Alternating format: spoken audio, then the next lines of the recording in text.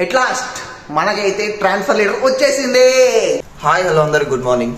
నిన్న వేసుకున్న బిర్యానీ మిగిలింది. ఇప్పుడు పొద్దున ఇప్పుడు వెయిట్ చేస్తున్నా. సైడ్కి వెళ్ళాలి. ఇప్పుడు టైం 10 అవుతుంది. కొంచెం బిర్యానీ లాగించేసి ఇంకా సైడ్కి వెళ్తా. అది ఖరాబ్ ఏం కాలేదు, మంచిగానే ఉన్నది. అందుకోసం అనే వెయిట్ చేస్తున్నా. కొంచెం వెయిట్ చేసుకుని ఏంటో సెట్ వస్తుంది.